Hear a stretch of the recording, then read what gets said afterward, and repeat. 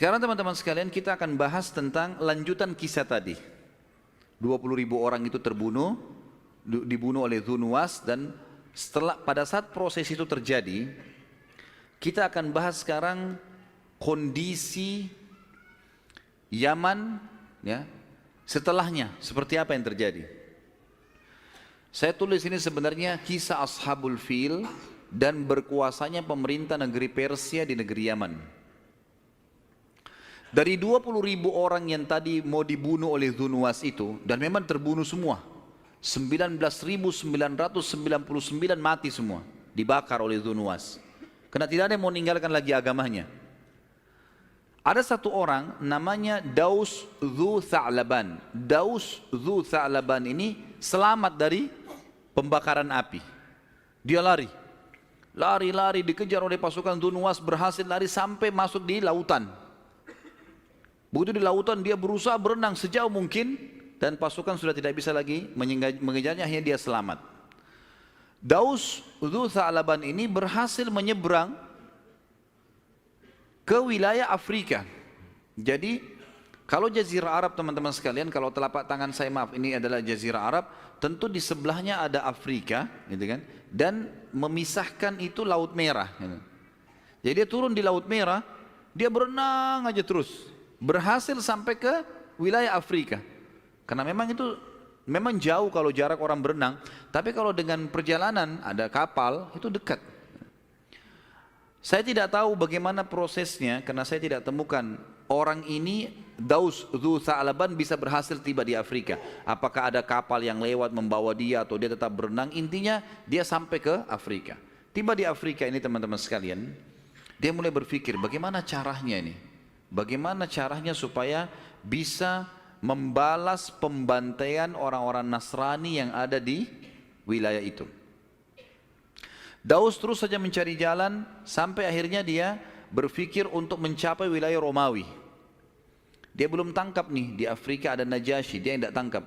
Dia jalan teman-teman sekalian, terus dari wilayah Afrika, kalau Yaman itu berdekatan sama wilayah Afrika, dia jalan ke atas di pesisir Laut Merah, tiba di Mesir, kemudian dia pindah ke Konstantinopel, Turki, kalau zaman sekarang gitu kan. Itu dulu ada kerajaan, ada kaisar tinggal di situ. Yang kata Nabi SAW, kalian akan membebaskan Konstantinopel, Konstantinia. Waktu itu di situ kaisarnya. Dia pergi ke sana lalu dia melapor, ceritanya begini, ceritanya begini, ceritanya begini. Kebetulan kaisar memang beragama Nasrani dan yang dibunuh oleh Dzunwas adalah agama Nasrani. Maka kaisar sempat marah pada saat itu. Dicari informasi benar, ternyata betul ada pembantaian, tersebar berita itu. Maka kaisar tahu dia terlalu jauh kalau dia mau ke Yaman. Dia mengirim surat dan mengirim Daus ini, Dzu Tha'laban, bertemu dengan Najasyi di Afrika. Kembali lagi kamu ke Afrika, saya bawa pasukan mendampingi kamu, bawa surat saya ini ke Najasyi. Dibawalah. Najasyi waktu tahu berita itu marah dia. Bagaimana bisa ini? Si Dzunwas yang sudah meninggalkan agama Yahudi, plus lagi dia mengaku Tuhan, lalu membunuh orang-orang Nasrani sampai 19.000 sekian orang. Maka dia pun membentuk pasukan. Pasukannya teman-teman sekalian, itu disuruh masuk menyerang Yaman dan dipimpin oleh 2 orang. Salah satu dari 2 nama ini antum sangat kenal namanya. Iryad dan Abraha. Jadi Iryad ini kepala panglima perang, Abraha yang nanti bentuk pasukan gajah nyerang Mekah, itu adalah wakilnya Iryad. Diutus oleh siapa? Najasyi. Untuk menyerang Yaman, menyerang Dzunwas. Tangkap nggak ini? Sayang kalau tidur nih informasinya. Walaupun alhamdulillah masya Allah sudah tidak ada yang tidur ya. Jadi teman-teman sekalian, berangkatlah pasukan Najasyi dipimpin oleh Iryad dan Abraha. Untuk apa? Nyerang Dzunwas. Terjadi peperangan besar antara pasukan Najasyi dengan Dzunwas. Setelah berperang beberapa hari, ternyata pasukan Dzunwas kalah. Dan Dzunwas ini lari terus sampai masuk ke Laut Merah dan akhirnya tenggelam, mati di situ. Dzunwas akhirnya mati tenggelam. Dengan matinya Dzunwas, kerajaan Yaman jatuh di tangan orang-orang Nasrani. tepatnya di tangan Najasyi. Dan yang menjadi pemimpin di Yaman adalah Iryad, panglima perang tadi. Baik, satu demi satu teman-teman, ini jangan sampai lepas karena ini informasinya bersambung ya. Iryad ini jadi gubernur Najasyi, tapi kalau di Yaman dianggap dia raja. Zalim orangnya, Iryad ini. Suka mengambil haknya orang, menindas, bahkan orang pasukannya sendiri dari Afrika itu ditindas sama dia. Zalim. Abraha orangnya baik. Abraha nggak mau lihat ini kezaliman. Dalam buku sejarah dikatakan begitu. Maka dia nasihatin Iryad, Iryad nggak mau. Apa yang terjadi? Dia ngajak pasukannya dari Afrika yang tidak setuju dengan keputusan Iryad untuk memberontak. Bertemulah pasukan Abraha dengan pasukan Iryad. Dua-duanya pasukan Ethiopia nih. Berperang. Waktu sebelum berperang, Abraha kirim surat kepada Iryad. Wahai Iryad, daripada pasukan Afrika habis semua nanti, mati pasukan Najasyi ini, kita perang habis-habisan, Yaman kembali lagi nanti. Lebih baik kita berdua yang duel. Siapa yang menang? Dia pemimpin. Iryad ini dalam buku-buku sejarah dikatakan teman-teman sekalian, orangnya sangat kekar, kuat, gitu kan. Kemudian dia tahu Abraha, kapasitasnya Abraha, keterampilan perangnya di bawah dia. Ya seperti orang kalau ahli bela diri, mungkin ini sudah sabuk hitam, ini masih sabuk merah tuh. Baiklah, saya terima tantangannya, kata Iryad. Duel nih dua orang. Duel, sampai akhirnya Abraha sempat dipotong hidungnya oleh Iryad. Orang yang hidungnya terpotong dalam bahasa Arab namanya Ashram. Ashram. Makanya Abraha itu punya julukan Abrahal Ashram. Waktu dia nyerang Ka'bah, diberi julukan Abraha Ashram. Karena hidungnya tidak ada terpotong. Yang potong si Iryad. Karena terpotong hidungnya dari duel tadi, darah pada ngucur, jatuh dia kan. Iryad pikir sudah menang. Iryad ini ngangkat-ngangkat semangat, balik ke arah pasukannya. Ternyata melihat kejadian tersebut, Abraha dalam kondisi memang dia juga mengucur darah, dia sakit, tapi dia ada kesempatan. Dia berdiri, Iryad ditusuk dari belakang. Matilah si Iryad. Waktu mati Iryad, otomatis kekuasaan Yaman dikuasai oleh siapa? Abraha. Mulailah Abraha menjadi raja Yaman. Atau kalau di Najasyi gubernur. Sampai berita kepada Najasyi. Najasyi marah. Kok bisa dua pimpinannya perang nih? Maka dia bersumpah waktu itu atas nama Allah, karena dia Nasrani, atas nama Allah dia bersumpah, dia akan injakkan Yaman dan dia akan menggundul kepalanya Abraha sebagai bentuk penghinaan. Maka yang terjadi teman-teman sekalian, Abraha waktu dengar berita tersebut dia ketakutan. Dia Najasyi kuat dan dia bukan niatnya untuk itu, niatnya baik awalnya. Maka dia gundur rambutnya. Kemudian diambil tanah dari Yaman, ditaruh dalam kotak. Di dalamnya ada surat, kirim ke Ethiopia secepat mungkin. Tiba Najasyi, isinya adalah, wahai Raja Najasyi, ceritanya seperti ini, diceritain sama dia. Iryad zalim, segala macam gini, saya akhirnya gara-gara daripada pasukan perang, pasukan anda perang jadi habis semua, lebih baik saya duel. Dan tidak ada jalan lain, saya harus membunuhnya. Dan saya tidak pernah mau memberontak, saya tetap patuh dengan anda. Yaman wilayah anda. Dan untuk melepaskan anda dari sumpah anda, kan dia sumpah sama Allah mau ke Yaman, injakin kakinya ke Yaman dan menggundul kepala Abraha. Nah ini tanah Yaman sudah saya kirim.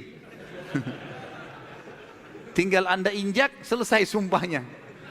Dan kepala saya sudah saya gundul, sudah selesai. Nah rupanya Najasyi terima itu. Diterima sama Najasyi, baiklah sudah, Yaman dari wilayah saya, ceritanya sudah jelas, ya sudahlah, nggak apa-apa. Tapi rupanya teman-teman sekalian, si Abraha ini ketakutan. Ini jangan sampai, karena tidak ada telepon kayak kita sekarang bisa mastiin dengar suaranya. Ini bisa saja tiba-tiba pasukan Najasyi datang dari Afrika bunuh dia. Untuk membuktikan pengabdiannya pada Najasyi, dia membangun sebuah gereja besar namanya Qulais. Namanya gereja Qulais ya. Sampai sekarang di Yaman masih ada sisa-sisa temboknya. Gereja Qulais ini dia bangun untuk menyenangkan Najasyi. Kalau dia betul-betul tetap mau tunduk dengan Najasyi. Dan dia kirim surat pada Najasyi, saya akan membangun sebuah gereja namanya, saya berikan nama Qulais, gitu kan. Kemudian gereja ini akan saya buat semua orang Jazirah Arab datang tunduk untuk beribadah di situ. Dibangunnya sama dia Qulais ini, kemudian dia mengirim surat untuk seluruh jazirah Arab. Semua orang Arab harus datang beribadah ke situ. Dia mau ngajak ke agama Nasrani secara paksa, gitu kan. Waktu tiba berita tentang dibuatnya gereja Qulais, kemudian Abraham memaksa orang-orang Arab untuk datang menyembah pada saat itu, beribadah di gereja ini, maka ada satu kelompok di Mekah yang diberikan julukan Ahlun Nasi. Ahlun Nasi, ya. Nasi ini teman-teman artinya menerlambatkan sesuatu. Dikenal dengan Ahlun Nasi. Apa ceritanya? Kita masuk sedikit ke Mekah di sini. Jadi orang-orang Arab sebelum datangnya Nabi SAW, teman-teman sekalian, mereka itu hidup dengan saling menyerang satu sama yang lain. Tradisi zaman dulu.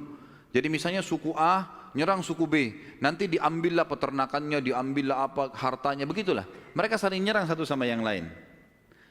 Di dalam syariat Nabi Ibrahim alaihissalam diceritakan dalam surah At-Taubah ayat 36, ada 4 bulan dari 12 bulan Hijriyah yang dimuliakan. Rajab, Dzulqa'dah, Zulhijjah, dan bulan Muharram. Ini 4 bulan nggak boleh perang.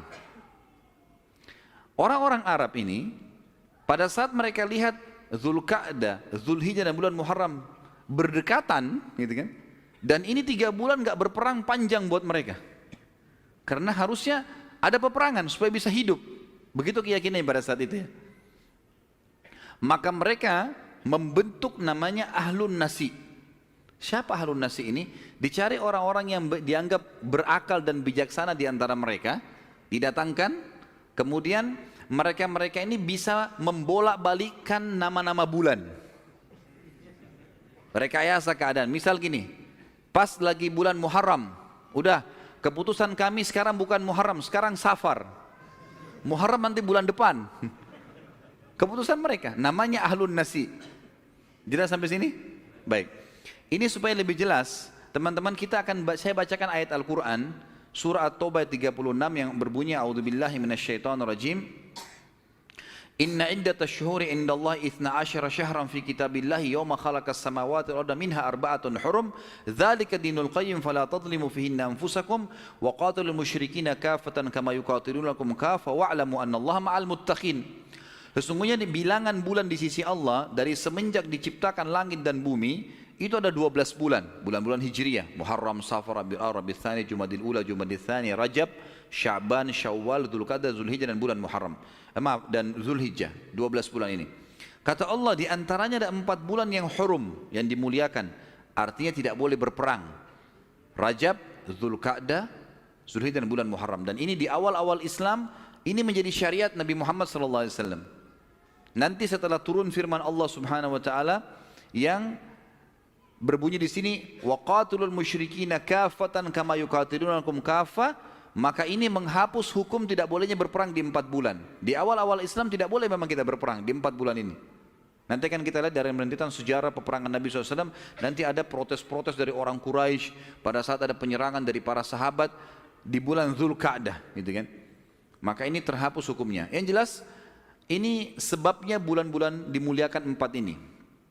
Kemudian Allah Subhanahu wa taala juga menceritakan tentang Ahlun Nasi yang tadi saya bilang itu, yang bisa punya wewenang untuk membolak-balikkan nama bulan.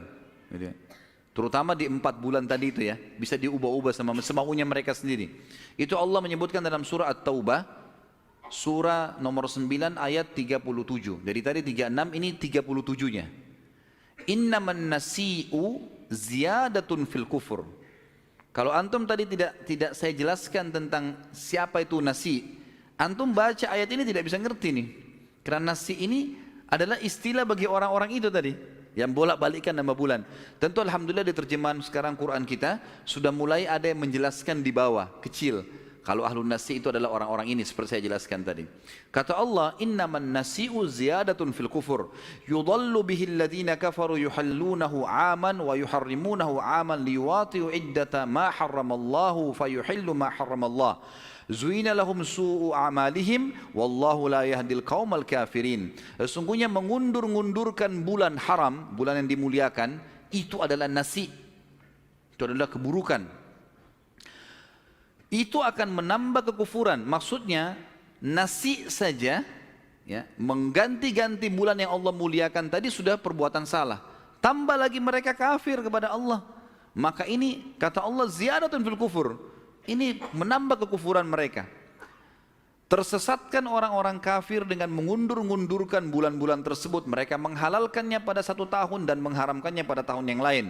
Agar mereka dapat menyesuaikan dengan bilangan yang Allah haramkan. Maka mereka menghalalkan apa yang diharamkan Allah. Syaitan menjadikan mereka memandang perbuatan mereka baik, yang buruk itu menjadi baik. Dan Allah tidak memberi petunjuk bagi orang-orang yang kafir. Baik, saya ini cuma menjelaskan makna nasi ya. Inti bahasan adalah pada saat Abraham membuat Qulais tadi, gereja itu, dia menyebarkan berita ke seluruh jazirah Arab. Semua orang Arab wajib datang untuk menyembah, untuk datang beribadah di Qulais. Ada ahlun nasi. Ahlun nasi ini mereka punya keburukan karena mengubah bulan yang dimuliakan oleh Allah kan tadi, sehingga mereka bisa berperang. Tapi sisi yang lain mereka punya satu hal yang positif. Mereka sangat memuliakan Ka'bah. Ahlun nasi ini siap mati kalau ada yang mau mencoreng Ka'bah. Waktu sampai berita ke mereka suratnya Abraha, ada satu dari ahli nasi pergi ke Yaman. Dia cari mana tuh gereja Qulais. Ditemukan sama dia, apa yang dia buat dalam buku sejarah dikatakan dia kotorin tuh. Dia datang, dia buang air besar, dia buang air kecil di gereja itu. Kemudian kotorannya diambil, dibelepotin di temboknya. Setelah itu dia kembali ke Mekah. Besoknya Abraha dengar berita, apa ini? Siapa yang kotorin gereja saya? Ada satu orang yang dikenal dengan ahlun nasi. Apa itu ahlun nasi? Orang yang menerlambatkan bulan-bulan muliakan. Agama apa itu? Dia nggak tahu. Ada penduduk Mekah. Mekah itu apa? Ada Ka'bah di sana. Ditanya sama dia. Dan Abraha walaupun Nasrani tidak tahu Ka'bah itu apa. Dia nggak tahu menahu dari Afrika nih. Orang dari Afrika datang, nggak ngerti. Gitu kan? Maka dia mengatakan apa itu Ka'bah? Ka'bah adalah rumah yang dimuliakan oleh masyarakat, terutama orang nasi tadi. Jadi rupanya dia datang ke sini ngotorin gereja Anda karena Anda suruh mereka pindah ke sini. Mereka sudah punya rumah di sana yang disembah, gitu kan. Maka Abraha mengambil keputusan gara-gara kejadian ini untuk menyerang Ka'bah. Ini kisahnya. Baru tahu atau sudah tahu? Alhamdulillah. Dia sudah tahu, karena kita biasa ambilnya sepotong-sepotong kan. Nah ini rentetan sejarahnya seperti itu. Gitu. Maka Abraham membentuk pasukan. Nah Abraha ini karena dari Afrika, memang Afrika terkenal dengan gajah. Jadi waktu menyeberang lewat Laut Merah ke Yaman, itu memang bawa gajah mereka. Dan Abraha ini memang pasukannya pasukan gajah. Dan gajah ini bukan gajah biasa teman-teman. Gajah-gajah yang sudah dilatih untuk menyerang. Sama kalau kuda perang itu beda dengan kuda biasa ya. Sudah dibiasa dilatih untuk menendang dengan kakinya, gitu kan, menyeruduk dengan kepalanya. Makanya kadang-kadang ada kuda di kancah peperangan itu kudanya dipasangin seperti kepala besi dan ada tanduknya, dipasang besi untuk bisa membunuh musuh juga. Sampai seperti itu. Gajah juga gitu. Gajah bisa melilit dengan belalainya, bisa menginjak musuh, bisa sudah dilatih lah. Di kawanan gajah ini itu ada pimpinannya. Jadi memang subhanallah di hutan juga kalau kita lihat gajah itu selalu saja di gajah itu gerombolan, nanti di depannya itu ada satu gajah yang itu memimpin. Gajah itu kemana yang lainnya ikut. Biasanya orang yang suka nangkap gajah itu, ini bukan saya ajarin caranya ya. Jadi yang gajah depan itu ditarik, yang lainnya ikut. Nah Abraha punya satu gajah berwarna putih, agak berbeda nih, yang selalu jadi pimpinan. Maaf kalau ada yang sama namanya. Nama gajah ini Mahmud. Loh betul. Ini bukan saya buat-buat, tapi memang begitu namanya. Jadi kalau nama Mahmud jangan tersinggung ya. Karena Mahmud bagus ya, terpuji. Tapi memang dia kasih nama gajah itu namanya Mahmud, pimpinan gajah itu. Baiklah. Abraha bentuk pasukan dan Mahmud ini dia ada nanti ada yang pemandunya.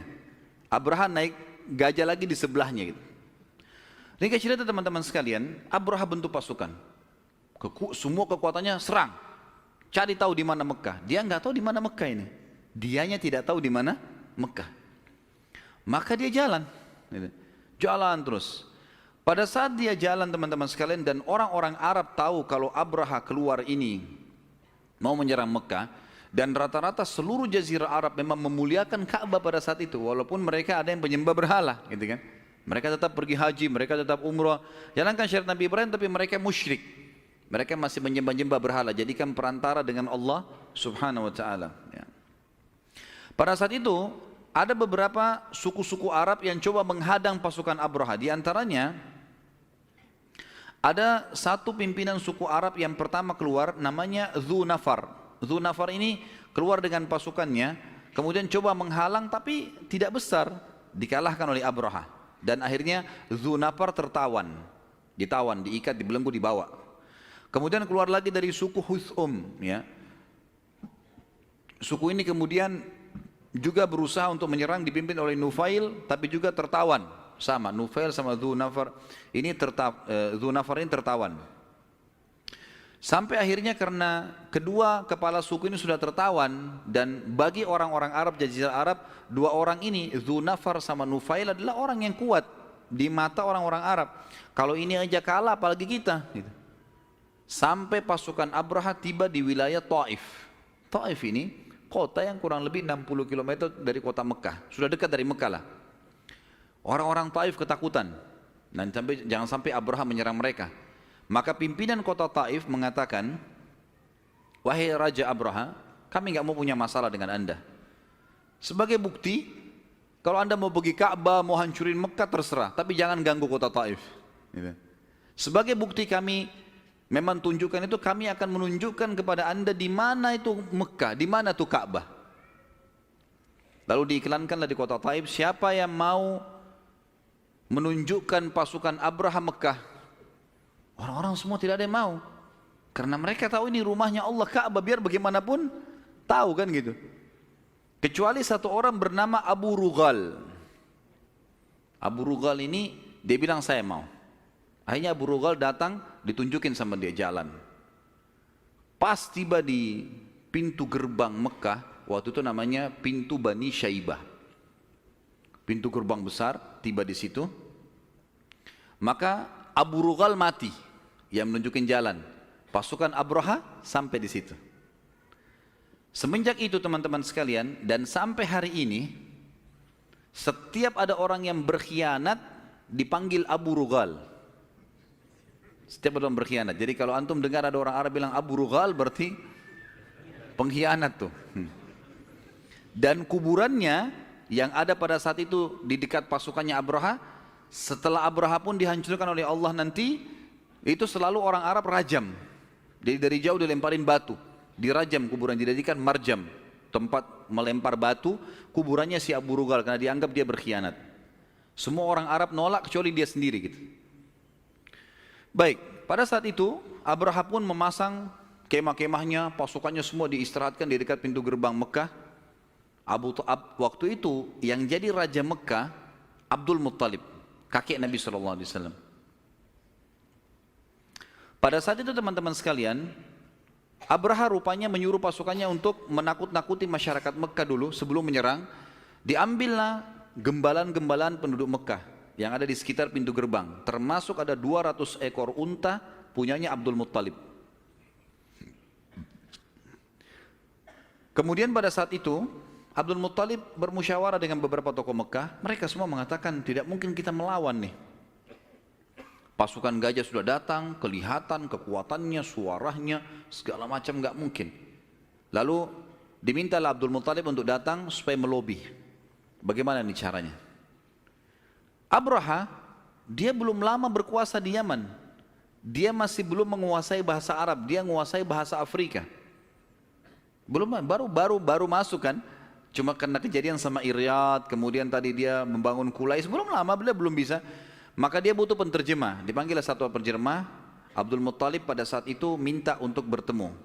Jadi tentu saja Abdul Muttalib ini teman-teman sekalian, waktu itu mau ketemu Abraha, Abraha tidak terima siapapun yang datang, walaupun itu Raja Mekah sendiri. Maka Abdul Muttalib sempat menemui Dhu Nafar, ya tadi kepala suku Arab yang sempat menyerang tapi ditawan oleh Abraha. Ditanya bagaimana Dhu Nafar, bagaimana caranya ketemu sama raja ini? Saya mau bicara. Dzunafar tahu Abdul Muttalib Raja Mekah. Dia bilang kayaknya agak sulit. Tapi waktu saya lagi dalam perjalanan dari perjalanan tadi di suku saya waktu saya menyerang sampai tiba di Mekah ini, pemegang tali kendala Mahmud, ya, kepala gajah tadi namanya Unais. Unais ini sempat terjalin persahabatan dengan saya di tengah jalan. Dan Unais ini punya kedudukan di Abraha. Coba kata Dzunafar, saya melobi ke Unais, mungkin Unais mau bertemu. Baiklah. Unais pun akhirnya diajak bicara oleh Dzunafar, akhirnya Unais setuju, Unais membahasakan ke Abraha, Abraha setuju. Ketemulah akhirnya Abdul Muttalib dengan Abraha dalam kemah. Abdul Muttalib ini terkenal sangat tampan, berwibawa gitu kan. Raja datang. Saking punya wibawa waktu dia masuk ke dalam kemah Abraha, Abraha melihat dia, Abraha dianggap raja Yaman pada saat itu. Dia lihat Abdul Muttalib duduk di lantai, dia pun datang duduk di lantai. Datang penerjemah, bicara di antara mereka. Kata Abraha, kenapa? Siapa kamu ini? Saya Abdul Muttalib, pimpinan Mekah. Kenapa kamu datang? Dia bilang, wahai Raja Abraha, pasukan Anda telah mengambil gembalaan masyarakatku. Di antaranya adalah 200 ekor unta milikku. Aku minta kepada Anda untuk kembalikan aja semua itu. Abraha tiba-tiba marah. Dia bilang, saya datang, waktu kau datang, saya lihat kewibawaan ada padamu. Saya sampai turun di lantai, menduduk bersamamu karena saya anggap kau wibawa. Saya pikir kau akan minta supaya saya tidak menyerang rumah ini. Tapi ternyata kau hanya minta gembalaan saja. Lalu kata Abdul Muttalib, kalimat yang sebenarnya waktu itu kalau Abraha tangkap dia bisa sadar. Kata Abdul Muttalib, wahai Abraha, Raja Abraha, kalau saya pemilik unta, dan masyarakat saya pemilik gembalaan-gembalanya. Kalau rumah yang Anda mau serang ini ada pemiliknya, ada Tuhannya, maka Tuhannya akan menjaganya. Tapi Abraha tidak tangkap poin itu. Kemudian dia mengatakan pada Abdul Muttalib, begini saja, saya tidak ingin menyerang kalian, kalian terlalu kecil untuk saya lawan. Sudah selesai, keluar dari Mekah, saya hanya mau hancurkan rumah itu. Bisa? Bisa. Baiklah, dikembalikanlah semua gembalaan Abdul Muttalib dan masyarakat. Maka lalu Abdul Muttalib iklankan, selama 3 hari seluruh masyarakat Mekah disuruh keluar, bersih, nggak boleh ada Mekah satu orang pun. Mereka keluar pun naik ke atas gunung-gunung di sekitar Mekah, dan mereka bisa menyaksikan pada saat itu. Pada saat itu pun setelah keluar semuanya, sudah kosong Mekah, Abraha setelah 3 hari menyuruh pasukannya masuk. Waktu sudah masuk dan tentu masuk pintu gerbang Mekah tidak langsung kelihatan Ka'bah, karena Mekah cukup besar. Masuk sampai tiba di dekat Ka'bah, begitu melihat Ka'bah, si Mahmud tadi ini duduk. Sebabnya dia duduk adalah Dzunafar tadi yang ditawan oleh Abraha itu, waktu sudah lihat Ka'bah, dia sempat lepas dari ikatan, dia lari, kemudian dia bergantung pada telinga si Mahmud ini, gajah.